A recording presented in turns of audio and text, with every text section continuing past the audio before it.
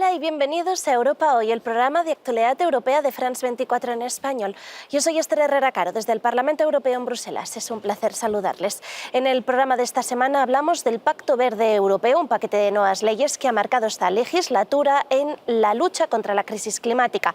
Una serie de medidas que se han convertido en una de las banderas de esta legislatura para que la Unión Europea se convierta en la primera región climáticamente neutra del mundo, pero que en el último año ha sido muy criticada por la derecha de esta Cámara o por los agricultores. Hay peligro de que descarrile, lo hablamos con los eurodiputados expertos en clima. César Luena, del Grupo Socialdemócrata. Bienvenido, César. Muchas gracias, hola. Gracias a ti. Y con Soraya Rodríguez, del Grupo Renovar Europa. Bienvenida, Soraya. Muchas gracias.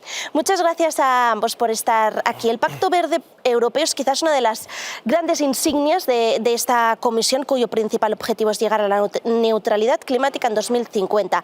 Afecta a muchos sectores, al transporte, a la agricultura, a la eficiencia energética. Es una transformación absoluta, pero últimamente ha sido muy criticada por muchos sectores. Aún así, ¿va en el camino correcto? ¿Va demasiado lejos o se queda corta, Soraya? Yo creo que, como muy bien has dicho, el Green Deal era y ha sido el gran proyecto económico, político y medioambiental de esta legislatura. No va demasiado lejos, responde al gran reto que tiene la humanidad en el siglo XXI, que es reducir el calentamiento del planeta, y para ello tenemos que reducir la emisión de contaminantes a la atmósfera, las emisiones que provocan el calentamiento, y tenemos también que ser capaces de restaurar nuestros sumideros naturales, que no son otros que la naturaleza. Por lo tanto, es absolutamente necesario abordar todas las transformaciones de nuestro sistema productivo, y por eso el Green Deal, como digo, es un programa medioambiental, pero es realmente el gran programa económico de esta legislatura en la Unión Europea. Producir de una manera diferente, una manera que no emita emisiones, producir con energías limpias, y también indica una forma diferente de cómo debemos producir. Yo creo que el gran error dramático, trágico, sería que efectivamente, después de la gran apuesta que ha hecho la Unión Europea para convertirnos en el primer continente neutro en carbono, es decir, que no emitamos más de lo que somos capaces de absorber, sería terrible que por intereses políticos cortoplacistas pusiéramos realmente el riesgo de todas las medidas que hemos aprobado. Somos el Parlamento del mundo que en estos 5 años ha legislado más en materia medioambiental. Concretamente, según cálculos de la Comisión Europea, se han aprobado 35 leyes de todo este pacto legislativo aproximadamente, pero como hacía mención Soraya, ha sido muy criticado, falta muy poco para las elecciones europeas, algunos sectores han capitalizado el descontento de los agricultores, que han criticado también este pacto. ¿Hasta qué punto puede descarrilar el nivel de ambición del pacto? Bueno, yo en primer lugar coincido con Soraya, que es la mejor política, creo, que hemos hecho, y ni siquiera en esta legislatura, sino en los últimos años, y además una política con vocación de futuro. Yo creo que cuando planteabas al principio la pregunta, Soraya, en pasado, yo la plantearía casi en presente y en futuro. Es decir, esta es una política que no es que haya venido para quedarse, es que no hay otro camino. Y no solamente por factores de sostenibilidad, que son los principales, sino también de competitividad económica. Es que todo el mundo está cambiando la manera de producir y Europa debe hacerlo. Y entonces, preguntas, ¿va a descarrilar? Yo espero que no, pero son quienes nos están viendo quienes tienen la respuesta. Si en esta Cámara hay fuerzas políticas de carácter progresista o de carácter centrado, por así decirlo, que siguen arrastrando a la derecha hasta ahora moderada del PP a este Pacto Verde Europeo, habrá políticas de sostenibilidad, que son las únicas posibles, por otro lado. Si no, podremos hacer un Don't Look Up, no mires arriba, esta película que mucha gente habrá visto, y sabemos lo que tenemos que hacer, pero o no hacemos nada, o lo hacemos tarde, o hacemos lo contrario de lo que sabemos que tenemos que hacer. ¿Existe esa posibilidad? Yo se lo pregunto a las ciudadanas y a los ciudadanos. ¿Existe si en esta Cámara hay grupos conservadores, grupos de extrema derecha, que arrastran al PP a llevar esas políticas.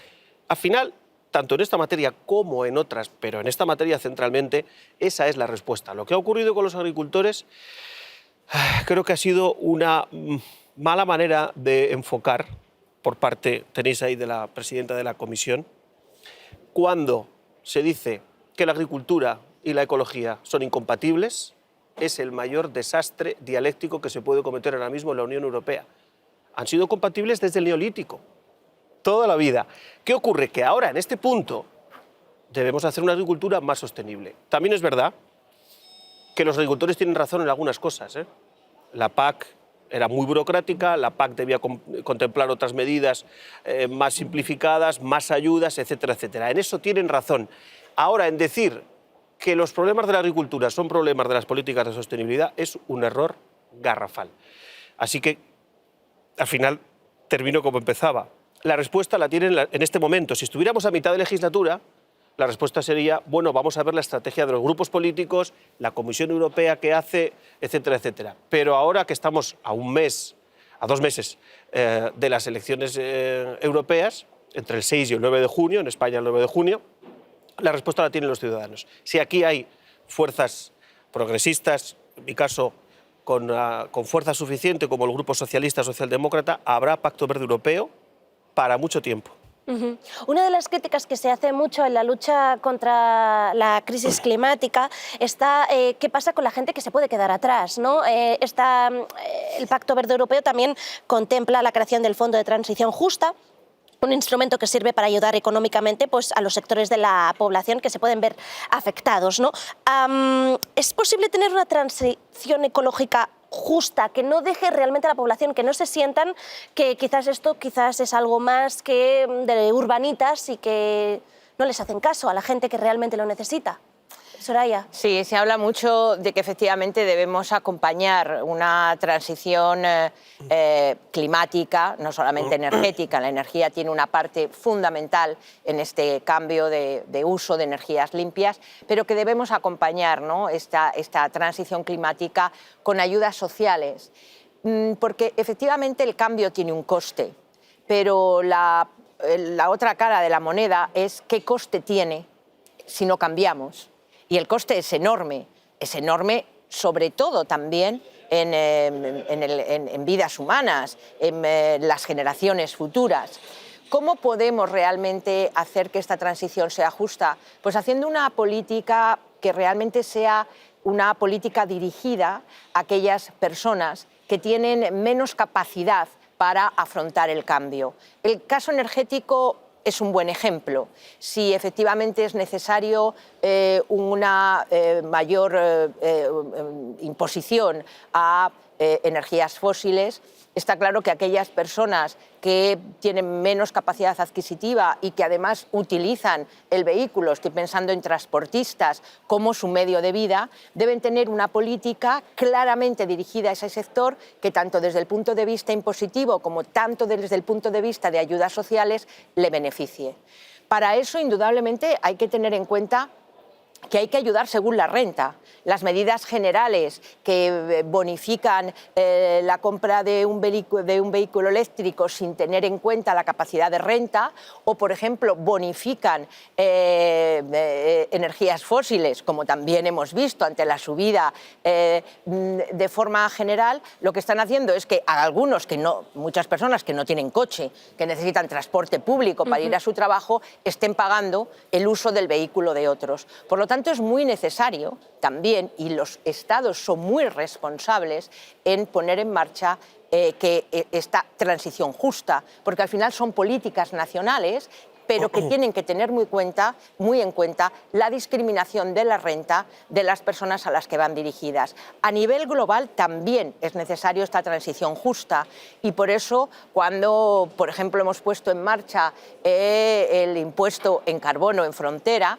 muchos países, terceros países, y estamos también pensando en países menos desarrollados, nos han dicho que eso perjudicaba su propio desarrollo, pero no es cierto, porque el desarrollo basado en carbono, basado en el consumo de energías fósiles, no es desarrollo, ni para países ricos ni para países en desarrollo. Por eso, por ejemplo, el Fondo de Daños y Pérdidas que se puso en marcha en la pasada COP28 es muy importante, pero ahí también está la responsabilidad de cada organización. La Unión Europea es el primer contribuyente a ese fondo con 245 millones, siendo solamente responsables, que ya es mucho, del 7% de las emisiones de efecto invernadero. Pero Estados Unidos, que es responsable del 13%, solo ha aportado 17 millones.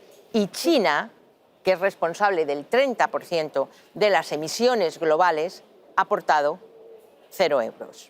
Precisamente la COP28 fue muy importante hablar de esta cuestión, esta brecha entre países más o menos desarrollados. Algunos, como Brasil y Sudáfrica, critican que medidas como precisamente el mecanismo de ajuste en frontera al final es injusta, porque recae en países también en desarrollo, cuando históricamente los que más han emitido son países del primer mundo, ¿no? Del mal dicho primer mundo.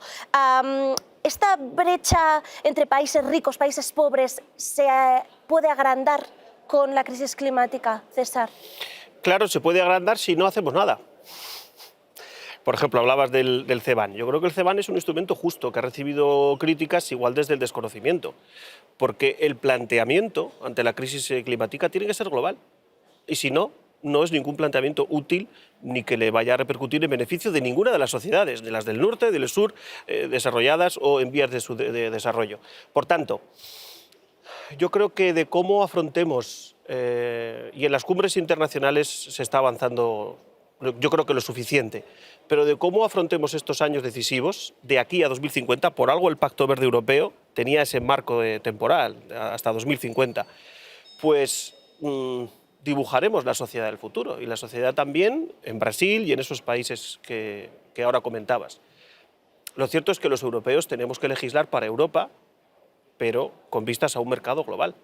Así que, bueno, posiblemente vayamos a afrontar unos meses donde, con respecto a hace 5 años, las políticas verdes tienen peor fama, distinta fama, menos pegada. Yo confío en esa parte de la sociedad, entonces mayoritaria, sobre todo la gente joven y los científicos, que fueron quienes más consolidaron que el debate público sobre las políticas verdes fuera el debate central. En todo caso, esté como esté en la agenda, siguen siendo las políticas prioritarias, las políticas más importantes que tenemos que afrontar ahora como sociedad. Estaremos pendientes del Pacto Verde Europeo en estas elecciones europeas, porque me parece que se va a hablar mucho. Muchas gracias a los dos, Soraya y César. A ustedes les esperamos en el próximo programa de Europa Hoy. Gracias por ver France 24 en español.